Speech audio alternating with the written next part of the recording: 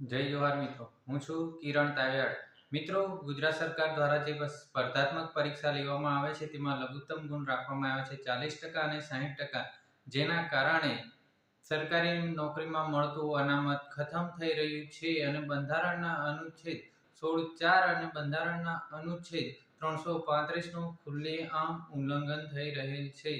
જેવી રીતે રાજકીય અનામત મળે છે બંધારણના અનુચ્છેદ 330 અને 332 મુજબ લોકસભા અને વિધાનસભામાં તેની એક પણ સીટ ખાલી રહેતી નથી, તો શા માટે સરકારી નોકરીમાં મળતા અનામતની સીટો ખાલી રાખવામાં આવે છે?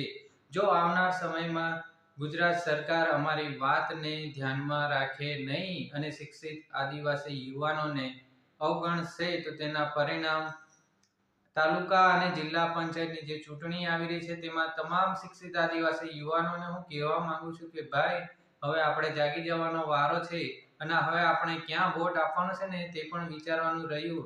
કે જે સરકાર માત્ર એવું કહેતી હોય કે ભણશે ગુજરાત, આગળ વધશે ગુજરાત, તો પછી આદિવાસી સમાજને કેમ તમે પાછળ રાખવા માંગો છો? ભાઈ, તમે જો કેન્દ્ર સરકારમાં છૂટછાટ આપતા હોય તેવી જ રીતે ગુજરાત સરકારની સ્પર્ધાત્મક પરીક્ષામાં કેમ છૂટછાટ નહીં આપતા? આવો ગેરબંધારણીય જે ઠરાવ કરવામાં આવે છે તેને રદ કરવામાં આવે, નહીંતર આવનારી તાલુકા અને જિલ્લા પંચાયતની ચૂંટણીમાં પરિણામ ભોગવવા તૈયાર રહેજો. જોહાર.